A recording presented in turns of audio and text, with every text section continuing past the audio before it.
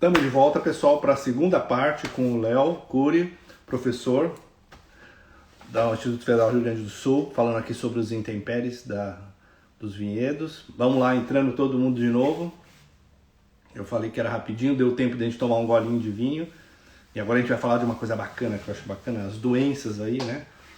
Não que eu acho bacana, é que eu sou médico, né, gente? Então tem um que eu tava esperando um pouquinho salvar a primeira parte da live aí. Quem que tá entrando da Tirimoc? É a Ângela? Oi, eu conheci você o ano passado, a gente foi em julho lá pra a Tirimoc. A gente conheci vocês, né? Você e seu marido. Foi muito prazer, foi muito agradável a visita na Tirimoc. Aliás, eu recomendo a visita... Oi, Ângela. Eu recomendo a visita de todos os brasileiros lá, porque, tem um cachorro preto que se chama Frank. É isso? Acertei? O Léo já pediu para participar de novo. Já estou entrando. Aí acertei o nome do cachorro, viu? Não esqueci o nome do cachorro, Ângela. Bom, estamos de volta, deu tempo. Boa. Pai bola, já voltamos aqui. Eu estava vendo que estava gravando, porque se eu não gravo a aula, eu sou demitido da escola lá. A Kelly me manda embora. Boa. Eu estou lembrando aqui com a Ângela que ela tem um cachorro lá chamado Frank, lá na Tirimoc, que é um cachorro preto, que eles adoram a Cabernet Franc. Então tem um cachorro lá chamado Frank. Bom, Léo, vamos falar então um pouquinho das doenças. Eu estava falando, pessoal, eu gosto de falar das doenças, não só porque eu sou médico, porque é um assunto que me interessa. Assim, eu gosto desses nomes difíceis. Na W7 a gente estuda muito esses nomes em inglês, né? Então, para mim, dá muita confusão, assim, de powdery mildew, downy mildew. Então, vamos falar um pouquinho assim. As pestes a gente pode ter fungo, bactéria, que nem a gente. Fungo, bactéria, vírus, vertebrados, os bichos que comem. Então, vamos começar falando dos menorzinhos aí, vai. Vamos falar das pestes aí, os fungos, que são, acho que é o mais importante, que é o que a gente tem aqui no Brasil. O que causa maior problema para nós, desde sempre, é o míldio. O míldio é o powdery. O powdery mildew. Isso. O míldio, ele tem que ter chuva, tem que ter água livre e tem que ter temperatura amena, até mesmo alta. Tá? Desde amena até alta, ele se desenvolve fácil. Ele ataca dossel vegetativo e produtivo. Então, é um baita problema, né? A gente tem que controlar mesmo essa doença. E é uma das doenças que, inclusive, no Brasil, né, através até de dois amigos meus que trabalharam um trabalha ainda na Ipagre e outro trabalha na UFSC, ele é professor da UFSC hoje, eles introduziram as variedades Piwi, né? Provavelmente você já ouviu falar das Piwi, que são resistentes a míldio. Tá? Mas, infelizmente, as resistentes a míldio geralmente são suscetíveis à doença de cacho. E, basicamente, se a gente fala em melhoramento... Você sai de um lado e entra no outro. A gente fala em melhoramento genético, a gente sempre acaba melhorando uma coisa e acaba piorando outra. Né? Não tem como... Porque eles trabalham com piramidação de genes, então são grupos de genes que fortalecem um lado e acabam desprotegendo o outro. Então agora eles vão ter que começar a piramidar com outras variáveis para tentar produzir uma uva, né? Ou na verdade, montar uma uva que seja resistente a mais doenças. Qual é o problema de montar uma uva, né? Não é transgenia, não é nada, é através de cruzamentos. Só que o grande problema é que você, dentro desses cruzamentos, lá no ancestral, com 92% de vitis vinífera, tem lá 8%, 5% de outras vites. Então, teoricamente, segundo a AIV, eu não posso chamar de vitis vinífera. E aí entra o problema. Né? A discussão é quando eu posso... Ela tem todas as características de vitis vinífera. Tá? É organoléptica, visual, tudo. Mas tem aqueles genes lá que você, lá no cruzamento, lá na F8 lá atrás, né? Você está numa F8, numa F9, F10 lá, e lá atrás, no teu primeiro cruzamento, teve um aporte lá, antes dos retrocruzamentos, teve um aporte de Otravix que te causa esse problema. Então, a discussão mundial, e está uma discussão bem pesada, com Itália e Alemanha forçando para que isso seja reconhecido no mercado. A França reticente, né? Não é lógico. Mas é um caminho, eu acho que é o caminho. Mas eles também têm problema com o míldio. Eu não sei porque Como? tanta. Eles também têm muito problema com o míldio. Mas é que daí daí deixa de ser 100% vinífera, e, sabe? 99,9. Vai chegar no momento que vai ser 99,9, mas não é 100%. Tá? Mas também você não tem mais Bordeaux de 12 graus. Mas a pressão é muito forte, tá? A pressão mundial, inclusive não só de Alemanha e Itália, mas de mundo, né? Para que se reduzam as intervenções com fungicidas. Então, se eu tenho materiais, é o triângulo. Se eu tenho um material que é resistente, eu não quebro isso aqui. Se eu tenho um material resistente, que ele deixe de ser suscetível, pode ter a fonte de inóculo, né? E pode ter a água que não vai fechar. Então, não vai ocorrer doença.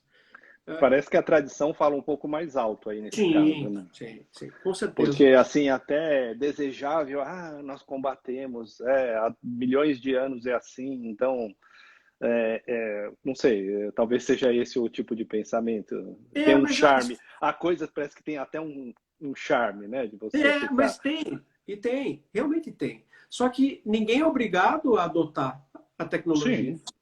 Então, continua no que tu está fazendo, mas libera para outros fazerem. Né? Mas aí vai ter um produto melhor. Não, mas aí daqui a pouco vai ser obrigado ela mesmo, França, a se adaptar à nova realidade. Né?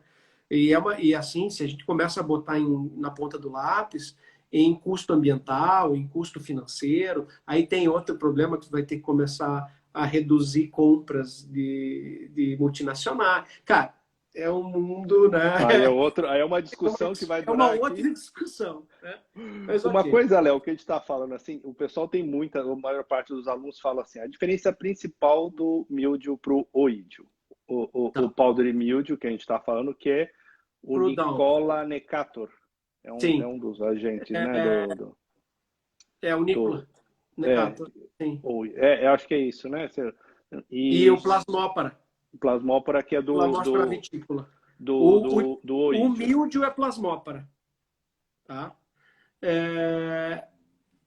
Qual é a diferença? A pergunta é isso? Qual a diferença? Como é que eles se apresentam no vinhedo? O que cada um faz, o que acontece? Porque a pessoa pensa assim, pegou um fungo. Eu falo, é fungo, gente. Você pega no meio do pé. Você tem negócio de deixar o talco lá para não pegar fungo na mão.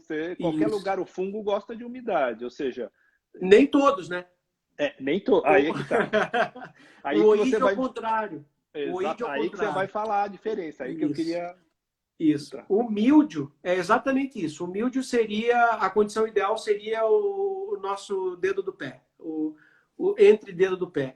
É quentinho e úmido. Beleza. É a condição exatamente para o esporo fúngico entrar, invadir a célula, colonizar e causar o dano. Tá? O oídio é o contrário. Tem que ser seco e não pode ter água livre. Inclusive, se chove, o oídio, ele mesmo já some. Some, Então, e o oídio ele pode ser tão danoso quanto o míldio. E nós aqui, nós, Viticultura Sul, a gente está acostumado já a trabalhar com míldio. Mas o oídio, ele vem aparecendo justamente pelas super safras, né? Se você tem falta de chuva, excesso de calor durante um período maior do tempo, você vai ter um ataque de oídio muito maior do que você tinha antigamente. Aqui a chuva acaba meio que controlando o oídio. Né? Uma ou outra variedade que são mais suscetíveis acaba aparecendo. Mas são problemas recorrentes e, inclusive, algumas pessoas estão tendo dificuldades para controle. Só que o controle você não pode deixar ele entrar, né? Se você deixar entrar no vinhedo, esquece. Mas existem controles alternativos hoje muito eficientes para controle de oídio, tá? Com fungos que combatem fungos, ou até mesmo leite cru, soro de leite com bicarbonato de sódio. Existem algumas soluções caseiras, né, naturais, que combatem com perfeição essa... O tratamento dos dois, Léo, tanto o oídium é a plasmópora, isso eu sei. Plasmópata, isso. O tratamento do oídio e do míldio. Um é sulfo, o spray de sulfo, de sulfúrico, o para o enxofre, míldio. né? O Sim, enxofre, né? isso. Só que aí que tá, nem todas as variedades suportam o enxofre, né? O enxofre não pode ser aplicado nem em todas as variedades e durante a floração, algumas variedades elas são mais prejudicadas do que outras. Então a gente tem que cuidar muito com o enxofre. Mas existem outros químicos, né? Outros modos de ação de fungicidas hoje muito mais eficientes, muito mais que existem hoje protetivos curativos, né, que são sistêmicos, não sistêmicos, os protetivos junto com o curativo, né, para tentar ter uma gama maior de proteção. Até DNA, não é? DNA inibidor da metiltransferase. Existem inúmeras moléculas, né? Umas atuam na própria camada, no desenvolvimento do fungo, não deixa o fungo se desenvolver. Então, existem N mecanismos, né? Eu estou falando aqui, essa não é muito minha praia, tá? Eu não sou fitopatologista, dou meus tiros nessa área, mas existem várias moléculas que atuam em diferentes etapas de desenvolvimento, inclusive, do fungo. Tá? Tem fungo que tem algumas moléculas que não deixam o fungo entrar. Né? Existem fungos que têm apressório e austório, eles conseguem entrar, eles conseguem causar o dano e entrar na célula. Outros, eles só entram se tiver dano. Por exemplo, Botrytis cinerea. Tá? Botrytis cinerea, você tem um... Estou me incomodando aqui. Desculpe. Botrytis cinerea, o fungo é obrigado a ter um machucado para ele entrar. A não ser que ele entre na floração. Tá? O Botrytis, ele pode entrar lá na floração. Quando a florzinha abriu, ele vai lá, entra, fica escondidinho lá, até a baga começar a se desenvolver. Ela está com uma acidez muito alta ainda. Depois ela começa a ficar docinho, começa a ficar cheia de água. E aí ele falou, é agora. É agora, ele explode de dentro para fora. Ou então em cachos que são muito compactos, que a própria baga se rompe, e ao se romper, ela causa esse ferimento, e esse ferimento aí, numa segunda infestação, o esporo, né, do Botrytis cinerea, ele entra ali e causa podridão cinzenta.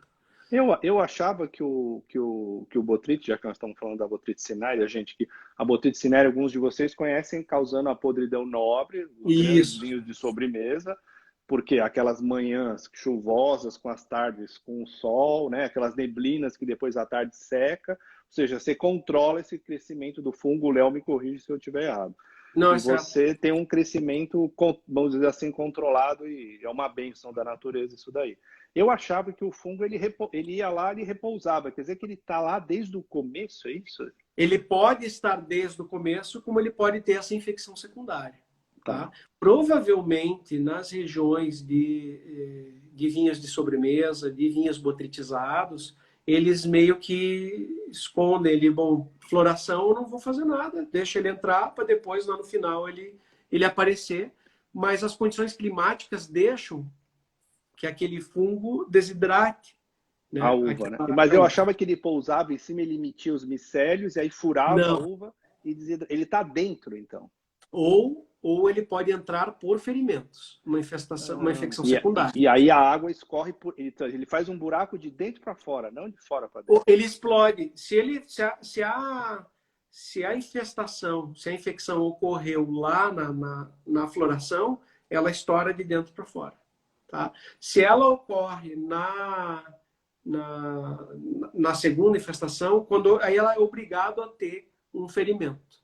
Tá? Entendi. Ele não tem austório e apressório, ele não tem capacidade de causar dano às células da epiderme e abrir para ele poder entrar, para ele poder colonizar a célula. Ah, que interessante esse daí.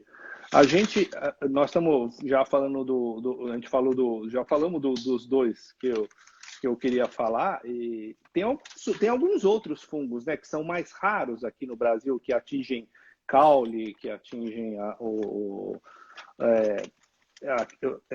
dead arm, né, que o pessoal teve problema. Aqui é podridão descendente, tá? Tá. Que é o complexo ESCA. Isso. Na verdade, nós temos dois problemas graves, né? Nós temos o míldio, que a gente consegue controlar, botrites a gente consegue controlar. Nós temos dois problemas quase que incontroláveis ultimamente, tá? Uma é a podridão descendente, que é um complexo de fungos que ataca a planta e mata ela de cima para baixo. Ou seja, o próprio podador, o próprio manejo que se faz, causa a infecção do fungo naquela planta. E você pode passar através de material de corte, você vai passando para todo o vinhedo. Tá? Você vai acabar passando para todo o vinhedo. Então, até a gente desenvolveu uma tesoura aqui que ela se autodesinfeta. Então, você trabalha como se fosse... Terminou uma planta, bota a mão para baixo, ela vai dar um jato do desinfetante nas lâminas e você começa uma nova planta. Nossa, tá? Que tecnologia bacana. É bem legal. Estou tentando vender ela, mas não apareceu nenhum interessado. Olha lá, gente, alguém que está assistindo aí, de repente. Quem sabe, né? Que é a Eutipa. Na verdade, é um complexo. Tem Eutipa, tem Black Goo, não lembro qual é o... Tem Phyllominella, tá? A Letícia trabalhou com isso. A Letícia trabalhou com o professor Marcos, ela vai te dar aí, se ela estiver assistindo, ela vai te dar todos os fungos do complexo, tá? Mas são vários, Entendi.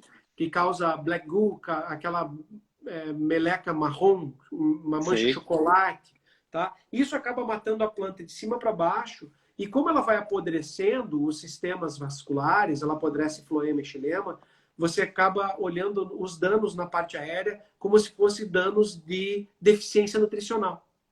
Então você começa a ver, parece deficiência de fósforo, parece deficiência de potássio, e realmente porque não está chegando mais lá, está interrompido.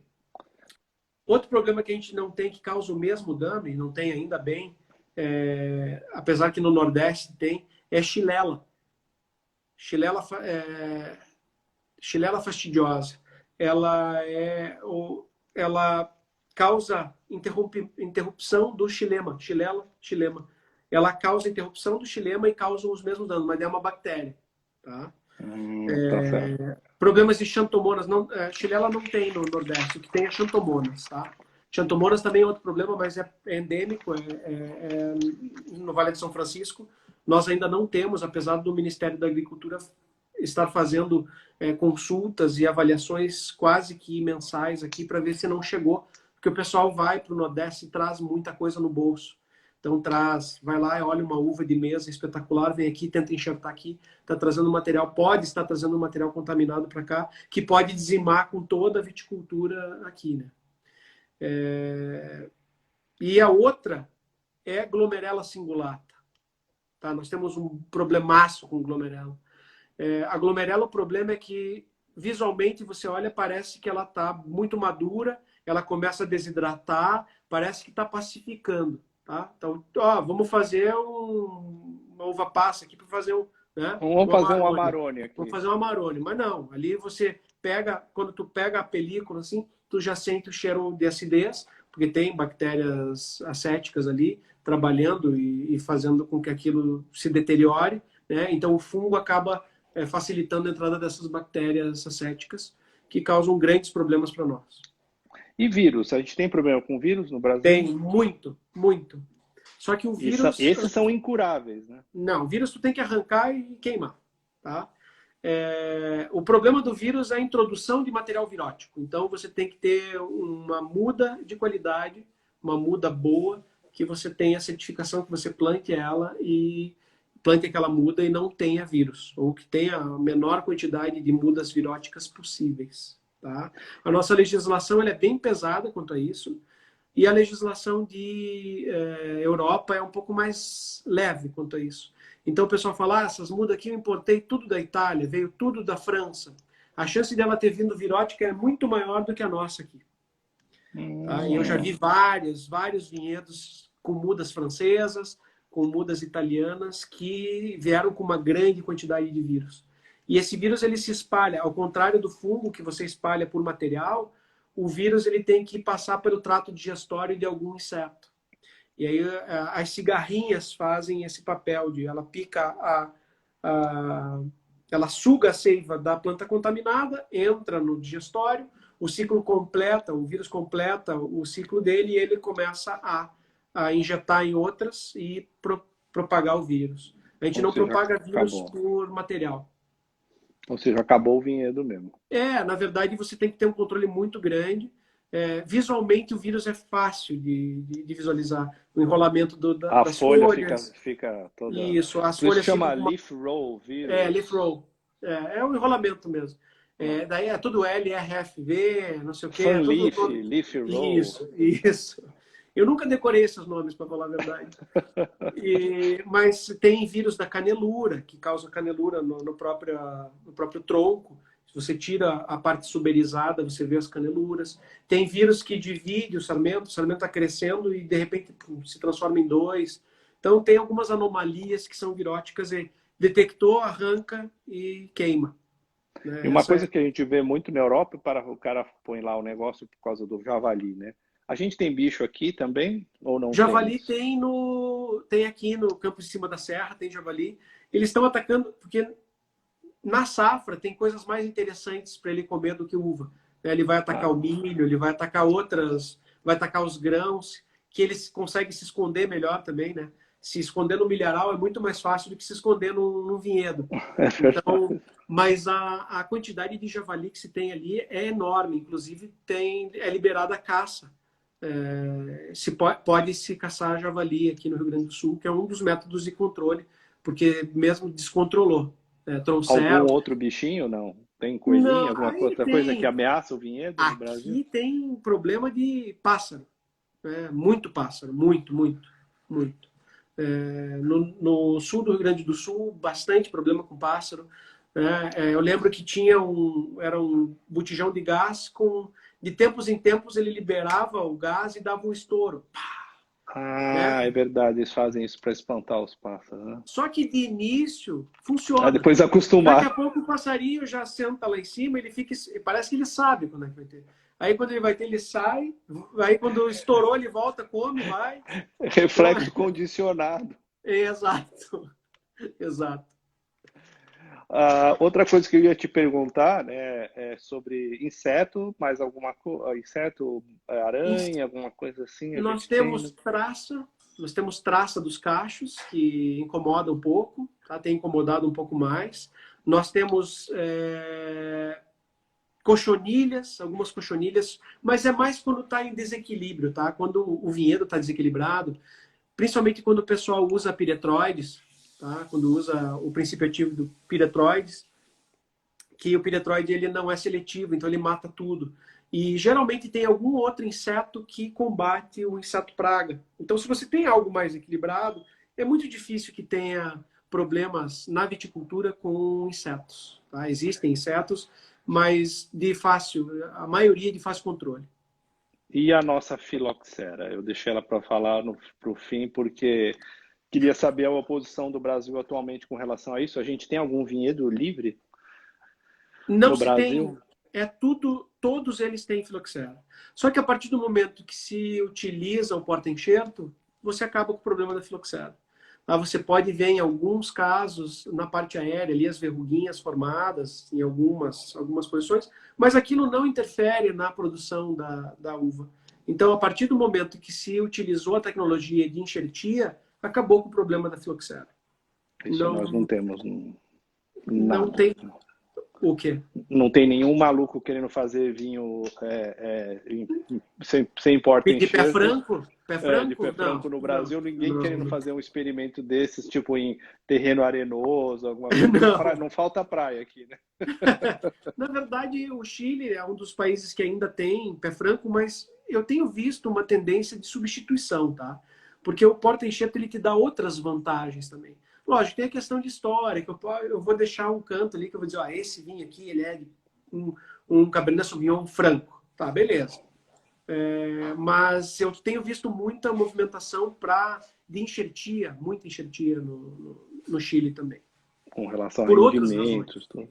com relação a rendimentos, proteção. Porque os clones e os enxertos têm outras funções também, Sim. né? Sim, Salinidade, calcário ativo, se tem, porque para nós não é problema, mas no Chile pode ter alguma região com calcário ativo. Explorar água no solo, né? Algumas regiões são problemáticas, então você acaba aprofundar mais as raízes, pode ser mais eficiente do que deixar elas superficiais, que é onde ocorre a maior perda de água. Então são inúmeras vantagens de ter a enxertia. E para as pessoas que são curiosas, assim, por exemplo, a gente falou de muitos nomes e tal, mas eu sou um turista, eu gosto de vinho, eu estou lá passeando, eu vi a live do Léo com o Felipe, putz, mas eu não sei dizer se aquele vinhedo lá tem algum problema. Existe alguma coisa que uma pessoa leiga e fale assim, fala, nossa, essa tá muito amarelado, tá muito avermelhado, alguma coisa assim que você fala, será que tem alguma coisa que chama a atenção para uma pessoa leiga que você fale assim, ó, esse vinhedo tem algum problema? Alguma dica sua, assim? A virose é bem visível. As viroses, quando você... Algumas viroses elas se confundem com deficiência de algum nutriente também, então a gente De tem que cuidar oligoelementos, muito. né? Então pode ser que seja ou virose ou deficiência de, por exemplo, fósforo. Deficiência de fósforo, ela é muito próxima à virose do enrolamento que fica vermelho. A folha fica avermelhada e a outra também acaba ficando avermelhada. Por exemplo, algumas viroses causam variegado, né? Um dano variegado, assim. Uma clorose bem variegada. E a mesma clorose pode ocorrer, por exemplo, numa deficiência de magnésio. Então, aí lógico, você tem que ter um entendimento se o elemento é móvel, se não é, né? Se eu vou ver esse dano nas folhas velhas, nas folhas jovens. Então tem que ser um especialista mesmo. Porque às vezes mesmo as visitas que eu fiz nos vinhedos, eu via algumas folhas, eu falava isso aqui, será que isso aqui faz parte do desenvolvimento dessa folha, essa planta está com algum problema, está meio amarelada, está meio avermelhada, ou será que é assim mesmo? Porque tem algumas variedades que são um pouco diferentes de cor, Sim. né? Evoluem de formas diferentes. Sauvignon Blanc, por exemplo, ele é algo que não é um vermelho, não é um verde tão intenso, ele é um verde mais para o amarelo. E se tem alguma deficiência nutricional no solo, ele vai ficar, principalmente de nitrogênio, ele vai ficar ainda mais amarelo. Então parece que você terminou o ciclo e tem ainda fruto no pé e parece que você está ainda fazendo os processos sobre a maturação, mas a planta já não está respondendo mais. Isso pode acontecer, sim. Putz, muito bacana. Léo, o que mais que a gente pode falar? É muito conhecimento, cara. Eu não consigo acompanhar o que você fala tudo. Gente, eu tenho só que agradecer o Léo por esse tempo dele aqui, essa live maravilhosa, que foi muito informativa. É muita informação, a gente tem que ir degustando aqui aos poucos as informações que o Léo trouxe. A live fica gravada e o pessoal fica... eu só vou colocar algumas perguntinhas que o pessoal fez aqui. Enxertia é o mesmo que cruzamento? Não, não é o mesmo que cruzamento. O Léo pode até explicar melhor. Cruzamento, você pega o pólen de uma... Por exemplo, eu quero montar a minha vinífera aqui, porque eu tenho um programa de melhoramento particular. Eu pego o pólen de uma vinífera, tá? E pego as flores de outra vinífera. Então, aí, antes de abrir as flores, eu tenho que ir lá, emascular, tirar todos os pólens, cobrir ela. No momento certo, eu tenho que pegar esse pólen, pincelar, guardar, para que aquelas sementes ali dentro, a uva, por exemplo, eu pincelei o pólen, vamos chutar, do Cabernet Sauvignon num Sauvignon Blanc. Vamos chutar um cruzamento. Se eu cruzei o pólen do Cabernet Sauvignon no Sauvignon Blanc, o cacho vai ser de Sauvignon Blanc. As bagas vão ser de Sauvignon Blanc. Mas as sementes que estão dentro daquelas baguinhas, eu vou usar uma sementeira e vou ter outras plantinhas. E essas plantas, sim, vão ser cruzamentos. Tá? Isso é hibridização. Enxertia é pegar um porta-enxerto, que existem vários, né, no mundo. A gente trabalha com alguns só, com Palsa, SA4, 420A, dentre tantos aí, eles enraizam esse porta-enxerto e daí pegam lá a parte aérea do Cabernet Sauvignon, por exemplo, e enxertam, né? Pegam e abrem com fenda ou com ômega, seja, existem vários processos, e grudam uma planta em outra. Ou seja, a maioria das plantas que a gente olha num vinhedo não é uma planta só, são duas. Né? Ela tem a variedade que está sustentando as raízes e tem a variedade de copa, que é o que eu quero. A grande vantagem da enxertia é que eu pego já a gema eu pego a parte da variedade de copa com a geminha já que passou pelo processo de juvenilidade, ou seja, aquela gema que eu enxerto e eu planto aquela planta, ela já vem em cacho. Ou seja, aquela plantinha ela nem se desenvolveu, ela não é mais ela não tem mais juvenilidade, que ocorre com o ser humano também. Né? Se eu pego a planta, pego a semente, que é aquela semente da hibridização que eu fiz, e planto ela, vai demorar alguns anos para que aquela uva produza. Só que, lógico, eu faço microenxertia, eu faço micropropagação vegetativa. Existem outros métodos que fazem com que esse processo ele se adiante, né? Ele seja adiantado. Esse processo de juvenilidade ele encurta bastante. Se não, eu pego uma uva e planto, uma semente e planto. Se ela não morrer de alguma doença, ela vai produzir aí em 7, 8 anos, no mínimo. Uma coisa, o Brasil a gente faz seleção massal? Nos programas de melhoramento, alguns sim. Nós estamos com algumas, vislumbrando algumas, porque seleção massal, geralmente, a gente busca mutação, né? A gente busca mutação somática no campo. Então, lá, o cara me informa, ó, professor, tem uma uva aqui que saiu diferente, o ramo, a baga é maior, ele é mais resistente. Eu disse, marca o galho, marca o sarmento e vê se isso se repete no outro ano. Bom, repetiu no outro ano, a gente vai lá, coleta e aí começa a enxertar esse material para ver se realmente tem algum ganho, né, em qualidade. Pode ser que apareça aí algum, por exemplo, a Isabel Precoce, a Tardia de Caxias. Todas essas variedades foram mutações somáticas em seleção massal. Perfeito. Bom, gente, eu gostaria de mais uma vez agradecer. Léo, muito conhecimento. O seu curso é maravilhoso. Venho mais uma vez falar aqui. Quem quiser fazer online, entra lá. Eu estou lá, assíduo. Tem uma data para entregar os trabalhos, cumprir tudo certinho. Sim, lá, pessoal. Então, entrem lá. Se quiser dar o site, Léo, para o pessoal saber, quem tiver interessado. Tá, é ead.ifrs,